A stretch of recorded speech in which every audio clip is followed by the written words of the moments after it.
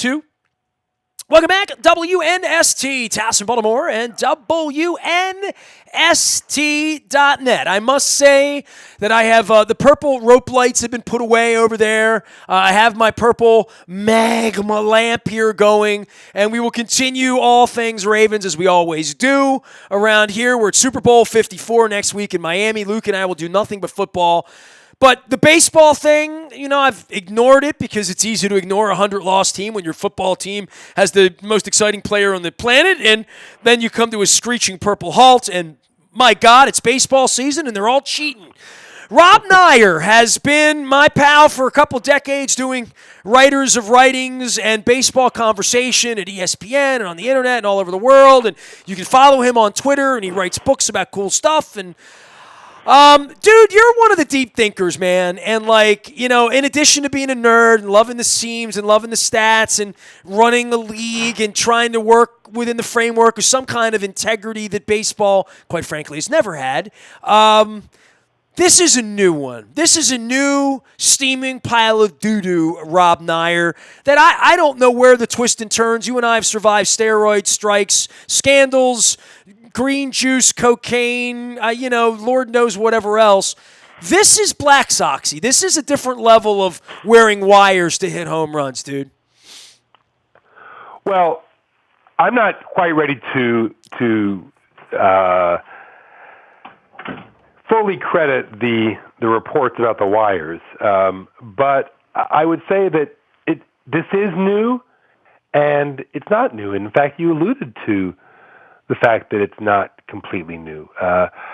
We can go back to at least the year 1900 when I believe it was the Phillies, and I apologize to Phillies fans of that vintage if I'm wrong, but one team ran a wire from a perch in the outfield beyond the outfield fence where someone was watching the signs with binoculars, ran a wire from there all the way to the third base coach's box, where it was connected to a buzzer, which a third base coach could feel under his feet, and then relay the signs that had been stolen to the batter. And we can only imagine how many other things have happened, and we don't have to just have to imagine because there have been. We know about some of them.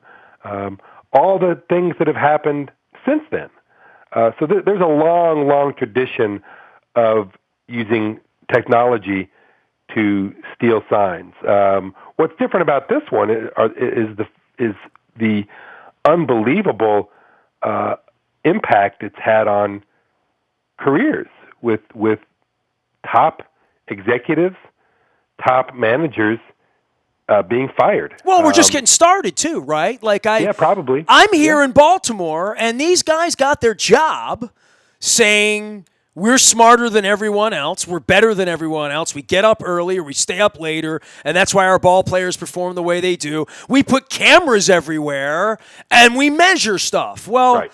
Man, we learned a lot with Bill Belichick, and to your point, there is no honor among these thieves, right? Like, whether it's colluding against their own players, whether it's negotiating so that they can stick themselves with drugs they have to go to the Caribbean to buy and don't even know how to dose to their own detriment. I mean, trying to get an edge, trying to steal a sign, trying to cork a bat, trying to hide the bat, trying to climb through tunnels if you're Jason Grimsley to obtain said bat. There were cameras everywhere, and thinking that somebody's not stealing out of the cash register and having success and benefiting. But more than that, Rob, I mean, this is basic, Mafia Rule 101. Keep close company. The notion that this many people were in on it and that guys were just going to get dealt off to Oakland and never tell anyone and stay kayfabe like the WWE, I mean, it's a pretty ill-conceived. I mean, is it brilliant to rob the bank? Crazy to think there were not going to be fingerprints left behind. Well, maybe. I'm not. I mean, it seems obvious in the aftermath that it was going to come out, but I have wondered how many schemes over the many decades were never revealed. We know about, for example, the Cleveland Indians were inveterate sign stealers in the late 40s. We know about the New York Giants in the second half of the 1951 season, the Bobby Thompson home run. Probably he knew what was coming. We know about the Chicago White Sox in the early 60s. And probably a few others that I'm forgetting. Well, Greg Olson accused the Chicago White Sox of his era of tipping pitches to their star players. Right, and yes. It does lead one to wonder how many stories haven't been told. I would agree with you that the Astros scheme was so obvious and so easy. You know, one of the things about the so many of the previous schemes was that all you had to go on was somebody saying, "Hey, when I was with this team, we were stealing signs." Well, you can't dismiss those accounts, but you have to take everything with a grain of salt. But in this case, there's so much audio, and especially, or I was going to say, so much video, and especially audio evidence that they really couldn't deny what happened. And then, of course, the baseball spent God knows how many dollars on the investigation, which really had never happened before. The efforts MLB has made to get to the bottom of this is unprecedented. Well, I mean, this is where I've had conversations, and I'll have several of them this week with folks like you about this, probably the same topics that may be repetitive from a questioning standpoint, but on the football side of who is the policeman, right? And in the NFL, we've had so many egregious things happen. There are more players. There's more time on their hands. And then Goodell is going to be the guy meting out, well, you get 3 weeks for beating your wife, and you get 6 for beating your child, and you get a season for smoking weed. I mean, I don't know. You know what I mean? Like, wherever the police are for this on the baseball side, that if it's Rob Manfred for real, I don't know. You know, I mean, he's got other jobs. I mean, like figuring out how the Baltimore Orioles are going to stay in Baltimore and what the hell's going to happen with the Tampa Rays and the Oakland A's and labor discord. And I can't imagine what this is going to do inside the ranks of Major League Baseball. And I tell you what, they're so freaking tone deaf. I mean, you saw the Cubs ownership doing stupid stuff over the weekend, and then you saw the Astros sending Altuve and Bregman out to insult themselves, their fans, their teammates, their family, their livelihood, the history of the game, and anybody's ever played the game. And now they're going to walk out and become the guys wearing the scarlet letter. And I don't know how they're going to clean this up, because they're not just going to get out a broom and just, push it off to the corner, because I don't think anybody's going to let them. I mean, really, I don't think they're going to get away with this in that way. I think there's going to be a real backlash to this. I think that's probably right, and look, nobody's going to. I don't think anyone's going to vacate the championship, go back and knock on these guys' doors and ask for their rings back and all these things.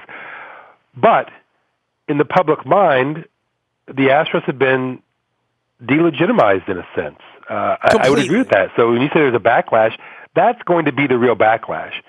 People are still going to think that Jose Altuve and Bregman and Springer are great players, because they are. They are, regardless of whether they have the signs or not. But they are going to wear that letter forever, and that championship is going to be tainted forever. And they also, their manager and their GM, who are incredibly successful, are both out of baseball for at least a year. So the question in my mind is whether this serves as a significant deterrent in the future. And I think that it probably will. Not to say that we'll never see sign stealing again in our lifetimes, because of course we will, but I do think it's going to give some teams pause, because the players maybe not so much, but the Astros couldn't have accomplished all this without the tacit approval, without some knowledge of the coaches and perhaps even the front office, although that hasn't been shown yet. So I do think it's going to have a real impact. Rob, my wife's been sick for a week or two, and over the weekend she had a little time on her hands, had her iPad out, was feeling good. She says, "What's up with all this baseball stuff?" I'm like, "Hang on a minute. You're not like you're not going to believe this. Like, what happened? She's like, yeah, I know the Astros got blown up and they're stealing signs and there's video and whatever, but, like, what really happened? And this was, like, Saturday morning, the ESPN story about John Boy was fully, put into one place. I had seen all sorts of guys like you and me were sharing that stuff 2 months ago, right? So I put it all together for her in one thing. And then after all of the trash can banging, she sees the Altuve grabbing his jersey, right, and saying, "Don't grab my jersey. Don't rip my jersey off. Don't rip my jersey off." And then we start to see more than allegations, but even in the aftermath of why didn't you want your jersey ripped off, that seems to me like Rosenthal knew something was going on to ask that kind of a question, at that moment. And at that moment, you almost feel like you're at the point in the movie, in the Scooby-Doo thing, right, where you pull back the curtain and you're like, oh, my God, right? Like, that's another level of this that, to your point in the beginning, we'll never know. Oh, we'll know, and I don't think I need to know. I think I've seen enough. It's kind of like the deflation of the footballs. Rob, I don't know what happened underneath the stadium in Foxborough. I know the Patriots fumbled 2 times in 16 games at home over 2 seasons. 2 times they fumbled. Everyone who's ever carried a football said they took the air out of the football so they didn't fumble, not because Tom Brady liked a squishy football. And so the upshot of that is you don't fumble. And the upshot of having a wire or any of this is if every time the fastball's coming, if you're a major league hitter, you'll hit 420. You'll look like Jose Altuve. It's inconceivable to me that he's ever going to walk back into a batter's box and not have pitchers throw at his head. I mean, I don't, you know what I mean? Like, I don't. If you got caught stealing a sign once, you would get Drysdale or you get Gibson. And I know they're going to police this and that, and guys are going to say it slipped, and it's. I just know how this is going to need to be policed. In some incredible way that I don't think they've never been able to police the game. This is like indignity inside your own house to some degree. It will be interesting to see what baseball does. I mean, I suspect that one thing they're going to do is have Major League Baseball personnel in all those areas, just walking around to see if they can spot anything happening that shouldn't be happening. But it's also true that you just wonder what else can be done. I mean, with all the technology and all the cameras in the ballpark and the ability to miniaturize. I mean, look, I know we've seen the wire, what look like wires under uniforms to various players' jerseys, not just the Astros. And hard to say for sure what this means, but the real message here is that it doesn't have to be a wire. There could just be a tiny little sensor. These things are getting smaller all the time. Obviously, you could implant something under your skin, in the back of your head. Nobody would ever be able to see something like that. It could be a little patch with no wire. So how do you police all these things? That question, and people have been talking about this for quite a while. When the wearables first came in, and then the idea that you could even implant things in your body. What if you had a special contact lens that flashed the next pitch before it came? These things are all going to be possible if they aren't already. So then the question is, how do you prevent players from actually doing these things? And I don't know, other than drop a hammer like Manfred did when something does come up. But this almost seems to me like cheating in college sports. Recruiting cheating, where it's been happening forever. It keeps happening. You talk about death penalties and all these other things with programs, but they'll still do it. They haven't yet figured out how to keep schools and boosters from paying players under the table. Or in front of cameras in the case of Odell Beckham. Right. Rob Neyer is here. He is Rob Neyer, on Twitter, the commissioner of the West Coast League, author of the Casey Award-winning Powerball Anatomy of a Modern Baseball Game. You can go check that out. I would call the book new, but it's new-ish in the last 18 months. It's certainly readily available anywhere good reading and baseball nerdity and education sells. I guess this is a new year, too, in that a lot of folks have meandered away from the Orioles and away from summer nights of watching baseball in July and August and September. Maybe they come back at the World Series or whatnot, and we've all seen how weird October baseball is, how weird the game has become with leadoff hitters and pitchers by committees and sabermetrics and all the cameras and the cheating and all of that goes with it. But this year they're really going to change the game, right? Like we're changing how pitchers can pitch to batters, how often they have to stay in games, how many pitching changes, and how much time.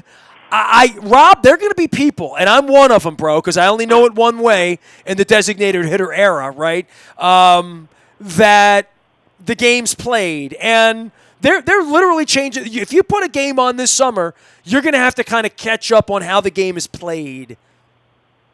If you're watching closely, that's true. I think a lot of casual fans will barely notice a difference. Because they'll just notice, for example, that a pitcher stays in the game instead of coming out. But they won't notice because for all they know, the pitcher's staying in the game because the manager wants him to stay in the game. Well, part of this is once you watch it opening day and it's explained to you by the broadcaster that this guy has to pitch, this guy has to pitch, then all of a sudden you never think that a guy can't be pitch hit for. But right. you never think they're going to pinch hit anytime, right? Or early in a game, the guy's just going to bat a couple of times, right? Yeah, and I think that these changes that we're going to see are fundamentally different than what we've seen in the past. But I remember when there was a great outcry over the death of the 4-pitch intentional walk, and how this was going, part of destroying the game and. People couldn't handle it, and that went away after about a week of actually doing it. And now, of course, nobody even notices. Yeah, they put him on the first time they did it. Why have we done that the whole time? Right, yes, exactly. And I'm not saying I'm particularly in favor or not of any of these things. I think that if you really want to accomplish the goals that they've talked about, you have to make some changes that are more fundamental. And so I don't really see these things having a major impact. But if they speed the game up a little bit, the pace, again, not the time of the game, but the pace of the game, I think they're probably worth trying. Now, if they don't work, then it seems kind of pointless. Rob Neyer is here, commissioning the West Coast League and waiting for baseball. All this bad stuff, is there anything good you want to say? I mean, literally, I want to be a little balanced in all of this. I mean, I'm an Oriole fan. I got nothing. Literally, I got nothing. I don't know what this does to the Red Sox or what this does to the Mets were irrelevant anyway, for the most part. I mean, I don't know what this does to the Astros or the balance of power. I just feel like, and I said this to somebody else, I feel like the sun hasn't even come up on this yet. Like, as far as it being a full mature story, I feel like it's still 5 a.m. on the continuum for what we're going to learn once spring training opens, the season opens, where we are, that this is, it's not a week-old story, but it feels like Black Soxy, and it feels like we're at the beginning of this thing, not at the end. And there's going to be a lot of twists and turns, I think, when information comes out. I would agree with that because clearly the Astros and the Red Sox have not been the only teams who have resorted to electronics and Apple Watches and high-def cameras and all these things to steal signs. So I think more will come out, absolutely. I'm not even sure this is a terrible thing for baseball per se, in the sense that it is in the news, and that probably generates some interest that wouldn't have otherwise been there. It's a black eye, yes, but it's not quite the same as the Black Sox scandal because what distinguishes the Black Sox scandal from almost every other scandal in Major League history is that the Black Sox were trying to lose. That's a different threat to the game's integrity than players cheating to try to win. And we haven't seen anybody trying to lose. That would be a scandal almost beyond comprehension at this point because it hasn't happened in so long. One of the things that's kind of ironic about all this is that prior to the scandal breaking, baseball was, in some people's minds, having a fantastic off-season because, as you probably remember, a year ago, all the talk was about how baseball teams weren't spending enough money. They weren't signing the best free agents. There was even talk of collusion, which I never really bought into, but people were using that word. This winter, nearly all of the top free agents have been signed. A lot of money's been spent, especially by teams that haven't typically spent it in recent years. The Reds have made some big moves. The White Sox have spent a lot of money, and there are a few other teams too. So it hasn't been, aside from the Yankees and Garrett Cole, the big money teams haven't been spending big money, and some of the small markets have been. And that, in my mind, that's a good thing for the game because it means it gives hope to fans in those cities, and it would ideally lead to some more competitive races once the season starts. Well, I knew we had hope this year when they signed Jose Iglesias, Rob Neyer, you know. I mean, it's tough sledding here. Yes. You know, just, you know, when the Ravens lost, it's particularly difficult. And, you know, and it's something we talk about here in the aftermath to say, you know, what do you have to look forward to when the Ravens lose? Not much, and 2 years left on the lease here, and a season of, by the way, Rob, this is how backwards they are. Click. Try to buy an Oriole ticket right now. They're not on sale. Opening day is 8 weeks away, and the Orioles have not put their tickets on sale. You cannot buy a ticket for an Oriole game. And what's the explanation for that? They have no one to explain things. They take press passes from people like me. Huh. So, yeah, I write them a letter. I don't know, but it's the way they do things here, as they say. So, hey, man, I appreciate you. I hate that I'm calling under these, you know, dark circumstances for Major League Baseball and the game, but it certainly is a black eye and a stain and something we're going to be talking about that's not good, and I wish we had better news on the field here as well. But love catching up with you, dude. How's the Western League doing? Everything good there? We're full speed ahead. We just finished our winter meetings yesterday, or last weekend, I should say. And full speed ahead. We're going to have some super exciting news within the next month or so. West Coast League Commissioner. You can find him at Rob Neyer and robneyer.com. Take care of yourself, Rob. Keep up the great work, and I'll keep watching your tweets and retweets in this whole mess, all right? Great talking to you, buddy. Take your care. Twitter will watch my Twitter, and we'll do Twitter together, and you share the interesting stuff. That's what we do. We try to hang out with the smart people, so I learn more. Rob Neyer, Neyer. Find him out on Twitter. No one loves or knows baseball more or better than him. Did I say that right? I think I did. Nasty at WNST.net. The buyatoyota.com audio vault is there 24 hours a day from anywhere in the world on your mobile device by downloading the TuneIn radio app. We do come in crystal clear from anywhere in the world. Big doings this week with the 7th Congressional District race. The vacated seat of Elijah Cummings. We are talking to all of the candidates, or many of the, there's 24. We haven't talked to all of them. All of the ones who want to talk to us, we've tried to talk to this week. We're headed to the Super Bowl next week. It will be in Miami. If you want to check in with us, feel free to do so. We've also got Smarter Government and Martin O'Malley, who joined us at Fadley's last week in one of the best conversations that, quite frankly, I've ever had on radio. And I was not one who voted for Martin O'Malley. I was not one who's ever spoken to Martin O'Malley before last week. You will hear it here. It will debut here at AM 1570, and then at Baltimore Positive next week when I am in Miami without the Ravens. At least Dennis will be there from Coons Ford Security Boulevard, so we got that going on. Figure that much out. I am Nestor. We are WNST.net, AM 1570, and WNST Towson, Baltimore, and we never stop talking Baltimore sports.